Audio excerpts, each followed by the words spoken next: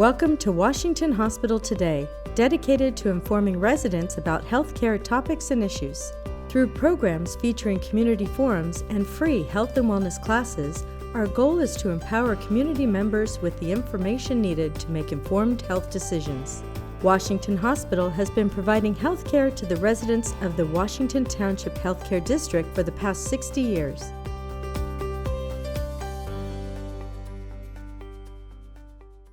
Today's presenter is Anna Mazzei. Anna is a clinical registered dietitian and certified diabetes educator. All right, so welcome to Diabetes Matters. My name is Anna Mazzei. I'm one of the dietitians that works at Washington Hospital's Diabetes Education Program. And tonight we're doing a presentation on the cuisine of this general region of Asia, okay? Okay, so the intention of this class, like the other classes we've done in the past, because we've done presentations on the cultural foods of India, the Philippines, and Mexico. And our intentions when doing these food presentations is to confirm for the home cook aspects of their cultural foods that are healthy and that they should continue to do. And then observe other things in the cultural patterns that they may need to modify to be more diabetic friendly, okay? So let's take a look at some statistics of diabetes in this region. And these statistics come from the World Health Organization, a survey done in 2016, and for people between the ages of 30 and 70. So what we can see here is that China and Thailand have the largest percent of diabetics there, okay? The surrounding areas, interestingly, are not as high. As a point of reference, there's some areas in the world that's close to 30%, okay? Pacific Islanders have at that high, okay? Closer to home in the US, if you go to the American Diabetes Association website, based on a 2015 survey, we look at the population of people just in general who have diabetes. It's 9.4% of the general population in the US. And 8% of the Asian population has it throughout the United States. Okay, if we look more closely at the Asian population, only 4.3% of the Chinese people in America have diabetes. Then other Asians could include these other areas here, okay? Then in the Philippines, it starts to climb a little bit more, and Asian Indians, it is highest among all the Asians, all right? And that's why we did these presentations for the Indian culture and the Filipino, because it starts to get a little high there in terms of the percent of the people who have diabetes. All right, so what we're going to do is look at what those regions have in common. There's a general eating pattern that you see, and many of them are include many healthy choices like seafood. In China, they consume over 2 million tons of seafood a year. The surrounding areas, it's like over 1 million. All right? The use of soy products for thousands of years in these regions. They use a huge variety of vegetables and spices and usually have low-fat methods of cooking. Some of the areas that you might want to change up a little bit are some of the grains that are used because they're refined, like white rice. Some of the sauces use sugar to get a nice balanced flavor. And in some cases, there might be some fatty meats used and unhealthy fats used in cooking. And of course, we have to address some of the high sodium ingredients that are used. But let's take a look at the method of cooking that is most popular, which is using a wok to stir fry. So stir frying has been around again for many, many years in these regions. And it's great because the rounded bottom allows for high heat and even distribution of heat. Then you have the high sides that you can cook food quickly without them spilling over. So you can get the vegetables cooked sort of al dente without them becoming too soft, and you're retaining some of the nutrients. Now, back in the 1960s, what we did here in the West to accommodate our stoves, they sold woks with a collar. So the collar there helps to conserve the heat and bring it up just like it would like this, okay, in the typical stove used in China or in that region. Okay, so it allows transfer of heat, the collar does. But it's recommended for sure to use this with an electric stove because the heat can reflect back and damage the element, okay? So what's become easier is that they've come out with these great woks made out of carbon steel that are flat bottom, and they do the same thing. They can take the high heat, high sides so that you can cook quickly, and you need a spatula when you do it to move the food quickly throughout the process of heating through. If you watch somebody do, cook with a wok, they are just constantly moving that spatula. If you don't have one, you can use a heavy-duty stainless steel skillet.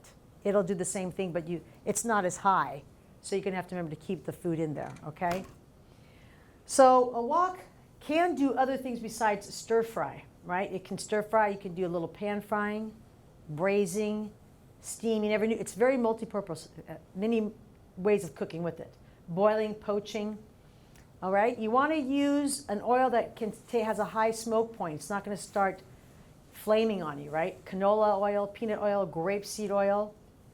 And you want to have all those ingredients ready. That's what takes the time, is getting the ingredients ready, because the cooking process is fast, right? That's why we can order Chinese food and it's ready for us in 20 minutes when we call up a restaurant. All right, but you want to have all the food ready and cut in uniform pieces so that they all cook evenly.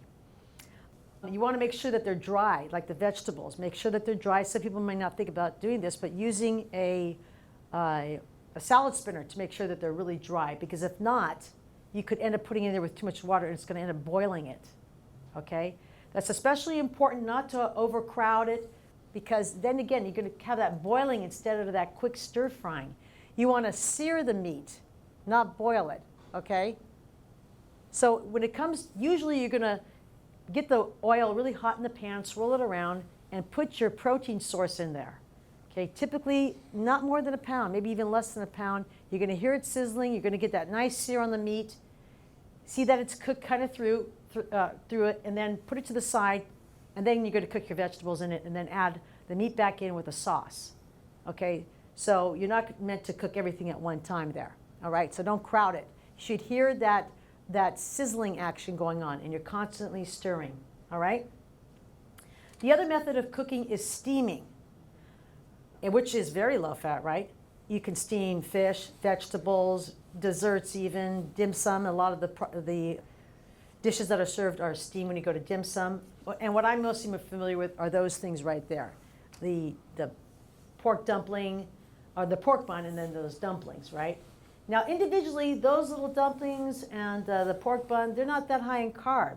But you could see if you keep eating them, it could add up. And what is that made out of? The dough is made out of white flour. And I saw a recipe where they actually used white flour, cake flour, and sugar. All right, so it is a refined kind of carbohydrate, starchy product that could spike blood sugars if you weren't careful how many you ate.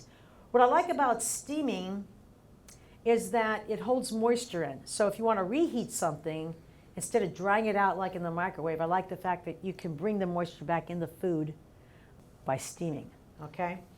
And when you put the lids on these bamboo containers, it doesn't really condense and drip down on it. It just sort of helps to circulate it. And of course, another popular method of cooking is barbecuing, which is great as long as the meat is lean and you're careful at what kind of sauce is on there. Is there a lot of sugar on the sauce?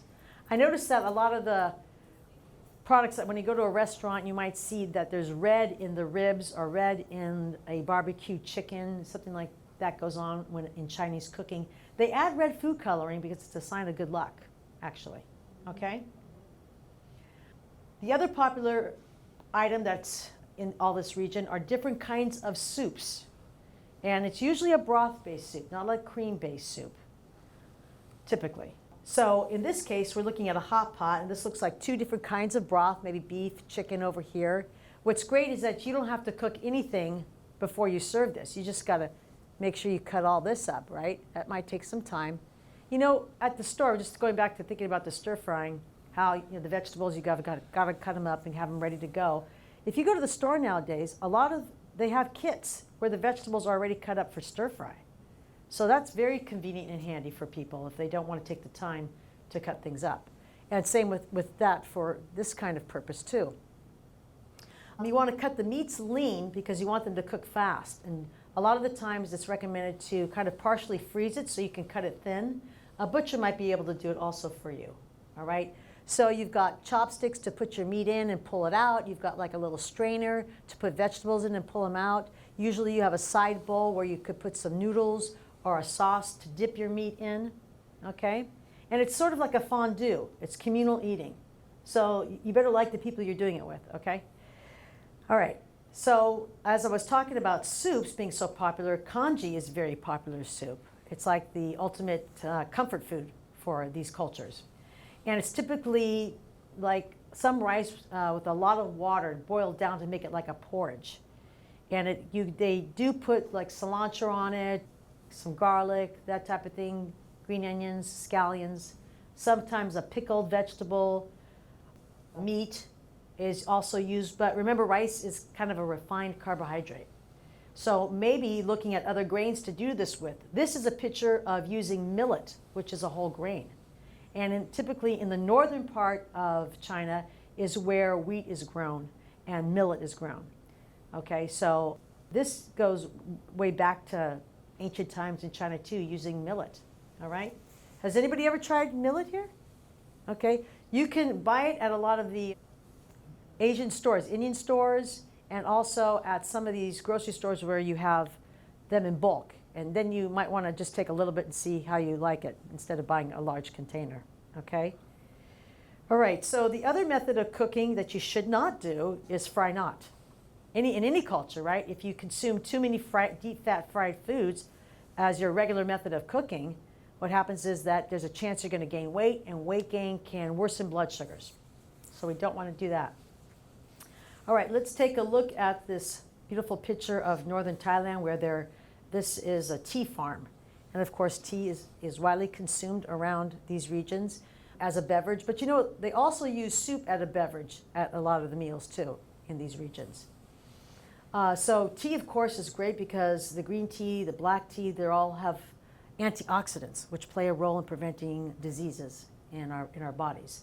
So, but they live in an area here in Thailand where you have great temperature for growing tea and a lot of other produce. These are all the different vegetables and fruits at a market in Thailand, okay? So I got to give kudos to these regions for all the vegetables and fruits that they eat because they are getting so many of the phytochemicals. I can't express enough about how important it is to eat a variety of fruits and vegetables because there are thousands of these phytochemicals fighting diseases in our bodies in different ways. And that sheet I gave you goes into it a little bit. But let's take a look at lutein, which is in dark green leafy vegetables like spinach. It helps to reduce the risk of cataracts, okay? Allicin is the phytonutrient in garlic, which helps to lower blood pressure. Lycopene, the redness that's in tomato products, helps to reduce risk of prostate cancer. That's not here, but they're talking about prostate cancer there, okay? Phenolic compounds are usually purple, those that are in blueberries and things like that. We know that they have a high antioxidant level, okay? Thank you. It helps slow the effects of aging, right?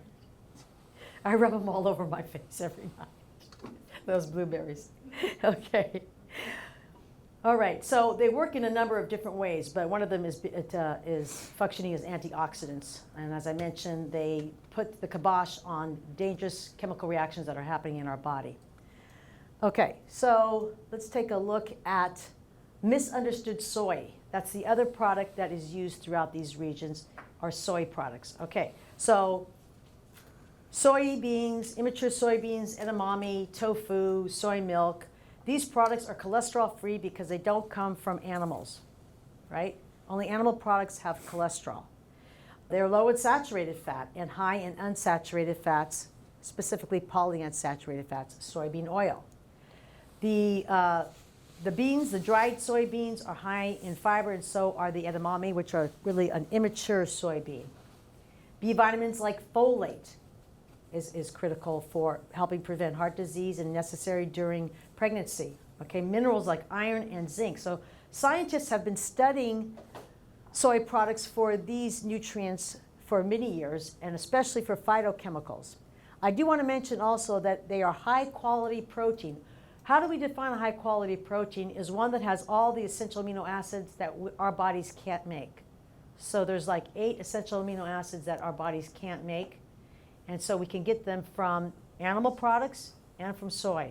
Okay, so they are a complete protein. But let's talk about the phytochemicals that they were looking at in terms of disease prevention, specifically cancer and breast cancer. So what happened was in animal studies, they were looking at these isoflavones that have a weak estrogen effect. And in the early animal studies, there was some concern about increasing risk of breast cancer. But more recent human studies, they're showing that that's not a concern, that it's safe for people with breast cancer and without to consume soy products. Okay? So having 1 to 2 servings of a soy products a day is completely fine. Some of the other soy products like bean paste and miso and tempeh, those are fermented products that may also be high in sodium. Okay, so there's other things out there. Okay, let me look at seafood here. Okay, that's the other kind of food that's popular here, which is, again, a very lean source of protein, very low fat, low in saturated fat, which is the kind of fat that raises blood cholesterol. They do have cholesterol because it is an animal product, but it's very low in saturated fat, which we're mostly more concerned with. And of course, it has the essential amino acids, good source of vitamin D. The fattier fish that are listed here, of course, you may have heard of, they contain omega-3 fatty acids. Now, how do omega-3 fatty acids work to lower our risk of heart disease or heart attacks? Okay, one of the things that they reduce the incidence of blood clots, right? They reduce inflammation. So if you've got injury to the artery walls, that's going to get inflamed and start to narrow the artery. And you don't want that because blood clots could get stuck in there and prevent blood flow. And that's what happens when somebody has a heart attack. Also, these fats could incorporate themselves into the tissue and prevent irregular, dangerous heart rhythms from occurring. So in that way, these things can help, are very cardioprotective, if I want to say that, okay? Some studies have shown by taking omega-3 fatty acids, they can lower triglyceride levels. Okay, so if somebody doesn't tolerate some of the medication to lower those triglyceride levels, the doctor might prescribe omega-3 fatty acids. Okay, essential for brain and eye development in the developing fetus. Most prenatal vitamins that you see nowadays are going to have DHA in them. That is an omega-3 fatty acid. And studies are looking at right now by increasing fish intake, can we slow down rates of mental decline? Okay? So when it comes to fish, the American Heart Association recommends at least 2 fish meals a week. So that's a fish meal would include 3 ounces of fish, which is the size and thickness of the palm of your hand or decacards. So tuna counts, of course, salmon. All right, so nowadays, like I said, you can go to, there's a lot of places I've seen they have fresh frozen fish. So it retains some of its good flavor because they catch it, freeze it, and then it's still pretty, it tastes pretty good when it's thawed out. You can go to these large grocery stores where they sell things in bulk, and they have it good for a good price, and you can freeze it at home and store it for later and have it for several meals in the week. Okay. All right. So let's keep it lean though with other meats. So if somebody's going to eat any poultry, chicken, turkey, even duck, what you want to do is take the skin off. But it's fine to eat chicken and all those poultry products. You just want to take the skin off. And if you do use any red meat, pork, beef, or lamb, look for descriptions of round loin or sirloin. And of course, you can also see that the more marbling it has, the more of that saturated fat is in there. So you want to cut it off.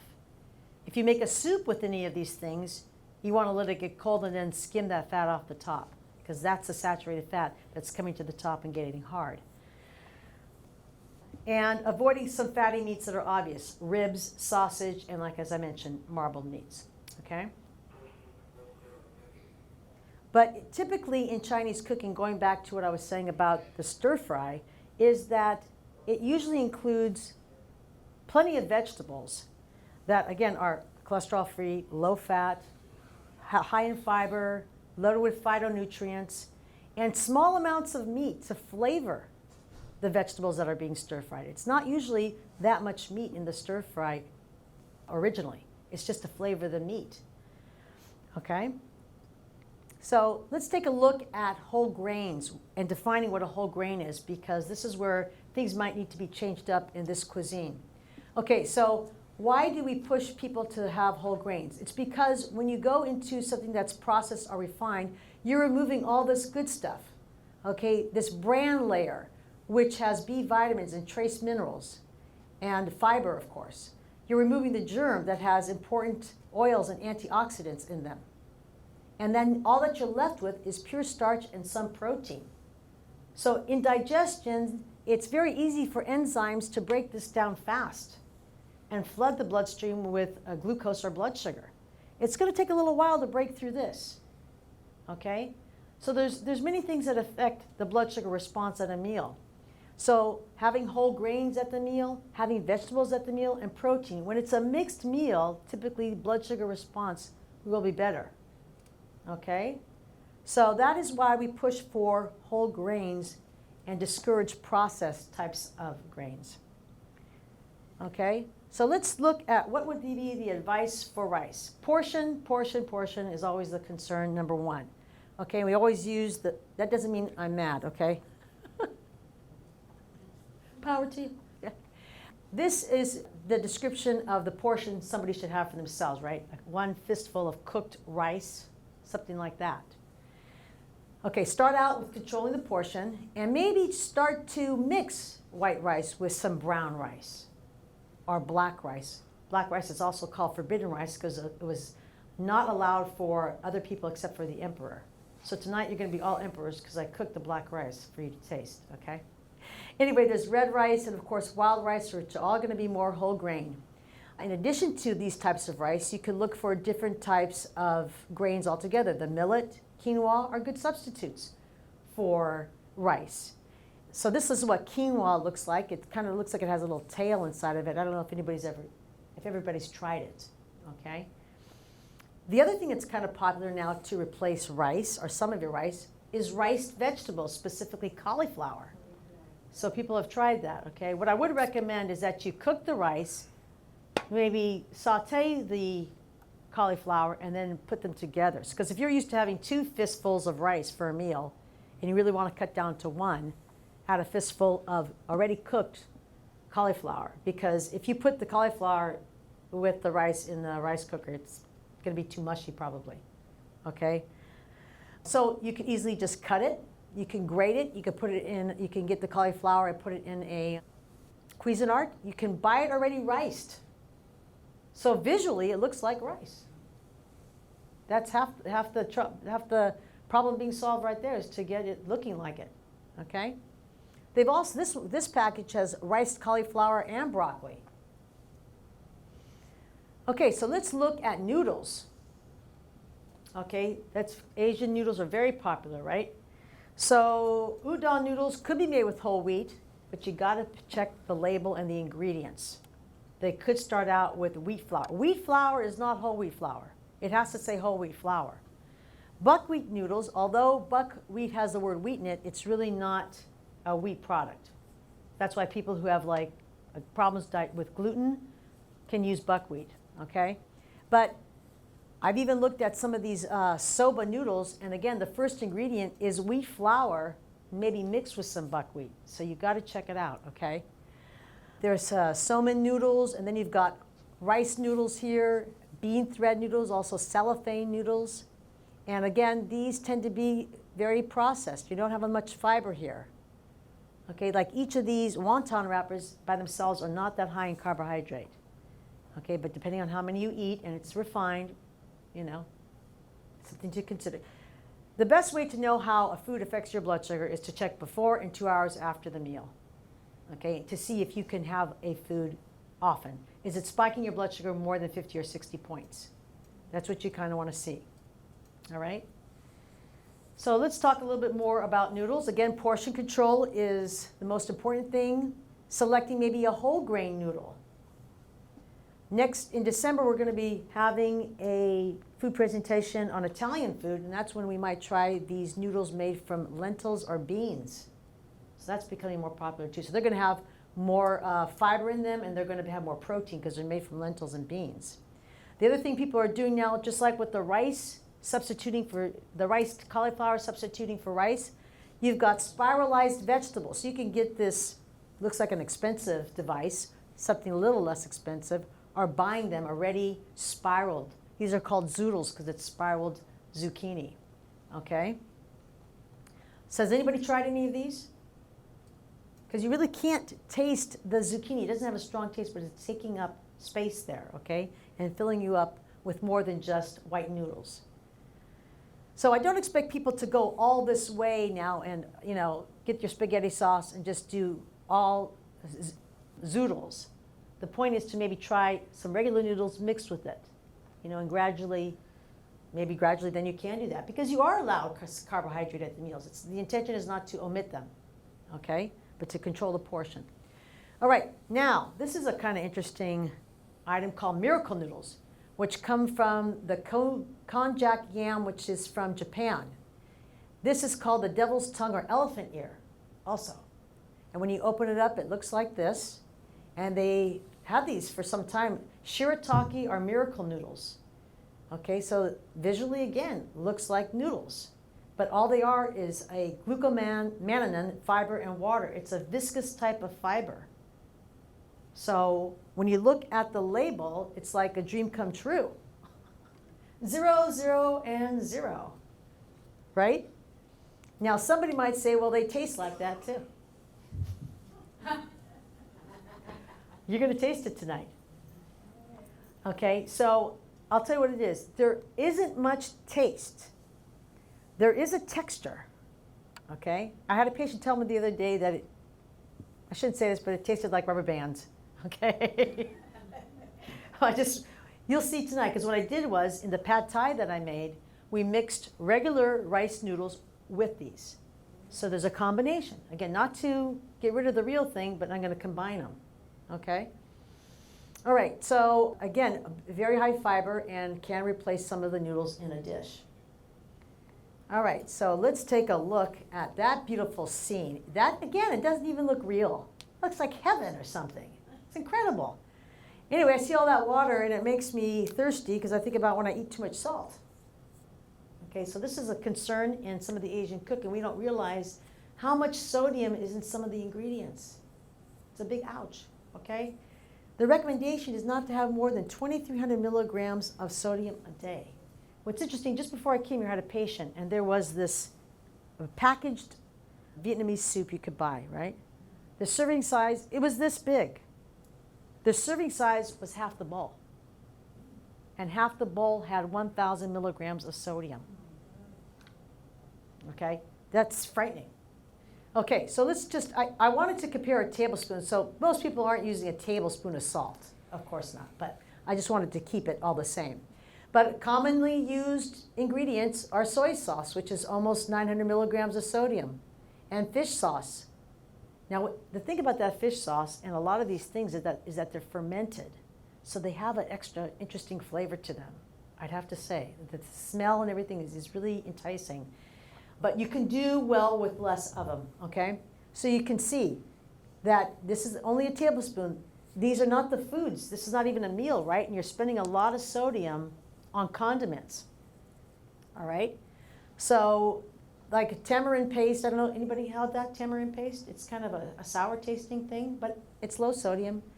A seasoned rice vinegar has 240. Unseasoned rice vinegar has none, okay? So there's options there. You've got to pick what's the most important thing for you to have in your cooking.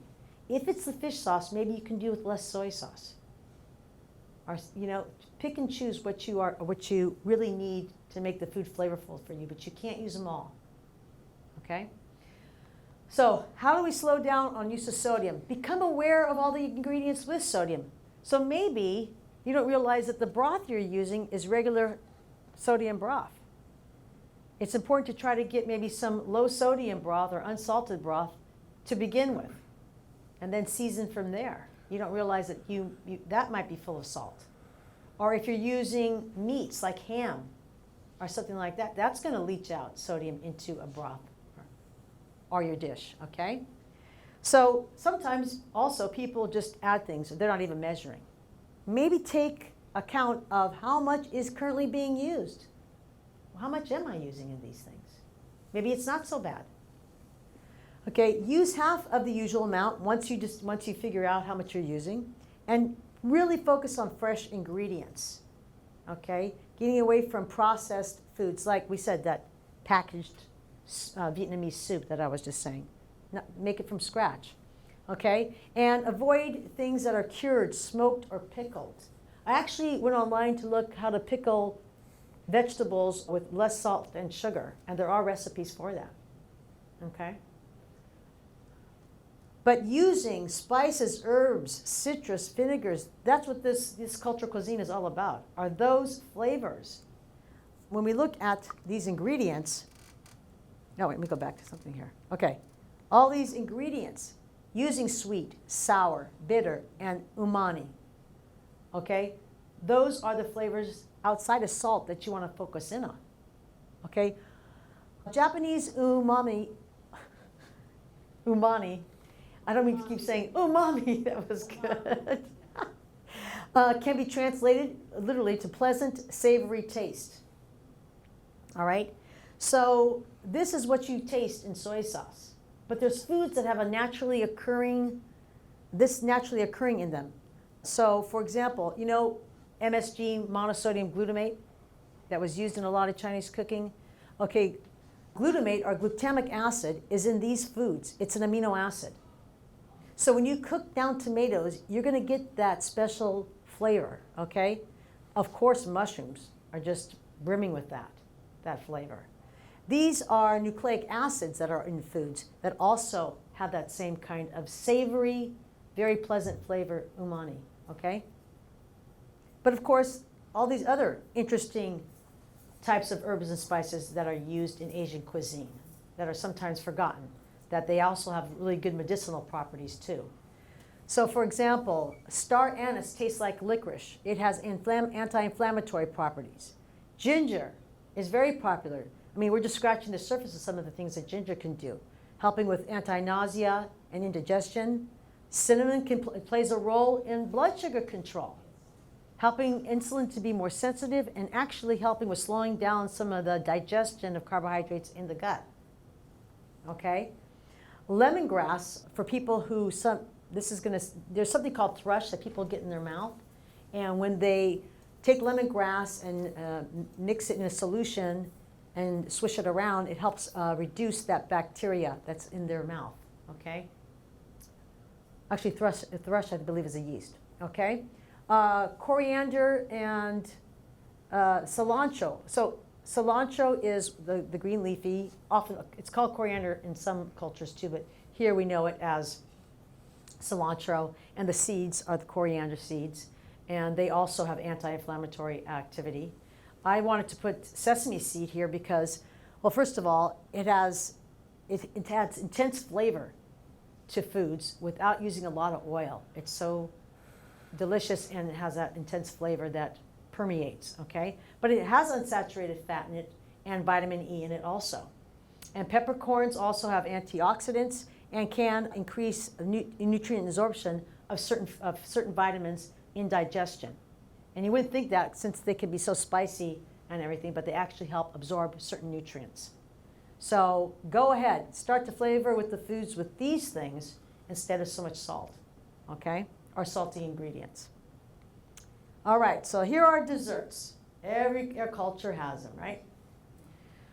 So most desserts are going to be made out of white flour, sugar, across the countries. And could be using butter, lard, tropical oils like coconut oil. It's interesting that beans in the Chinese culture are actually used in desserts and as fillings. And actually, that might be a more nutritious kind of dessert because it does have beans. But this is my big beef, okay? So now we got kids getting rid of drinking sodas, but now they're going to have IT or boba tea, all right? Which is basically sugar water with tapioca balls in them, okay? So if you just be mindful of this when you maybe go by one of these tea houses or tea stores, is that there's a bunch of kids in there drinking these down. And the foods that they serve with these are all fried, okay? So we've got fast food in a different way, okay? These are mochi balls there, right? That's got a rice, like it's a rice dough around it. And actually at some of these stores, I've actually seen them have a freezer bin full of just mochi balls. The food industry is in it for money, okay? So it's us against them, and so you have to be educated to know what to select, okay? Okay, so let's take a look at some of our recipes tonight. So a typical sweet and sour pork, the pork is usually breaded and fried if you go to a restaurant, okay? So a typical serving might have over 600 calories, a whopping 75 grams of carb. A lot of that's going to be sugar because you haven't even served it with rice yet, okay? And look at that sodium. So tonight I have a sweet and sour tofu. I thought there might be some vegetarians here that might want to try that. And now this is what's interesting about this recipe. And I had not done this before, but it asks for you to do this. You get extra firm or firm tofu and you freeze it. And then it's like a hard block, but you let it thaw out, and you're going to use a lot of paper towels to drain it from all the water coming out of it. But the texture is chewy like meat. And I think much more satisfying to people who are used to eating meat and not sort of the texture of tofu. So we're going to try that tonight too, okay? So the next dish we're going to look at is the authentic pad thai compared to a modified pad thai. So you can see a lot of the sodium coming from fish sauce. And here we use less fish sauce and less soy sauce, okay? And in this pad thai is where I put the shirataki or miracle noodles mixed with some rice noodles. Also, the original recipe calls for prawns, and I used chicken tonight because I didn't, worried about allergies and this type of thing. But also, if you had the prawns in it, you might get some of that fish taste, and you would be okay with less fish sauce. You know what I mean? That might also be satisfying in that way to you. But tonight we use chicken. Okay? And our last one is, I talked about the broth-based soups of these regions. Well, I'm having a cream soup, but it's not that creamy, okay? This is a lemongrass coconut milk soup, and I'm not going to even try to say the real name of it, okay? But I didn't show all the other ingredients because the main thing is the sodium is dramatically dropped out because of less fish sauce, okay? And use of lime and other ingredients in this to bring up the flavor, like lemongrass. If you've never used it, it's really interesting to use in broth, okay? It looks like a bamboo stick, and you have to take off all the outer area and actually pound it to release all the oils that are in it, okay? So, okay.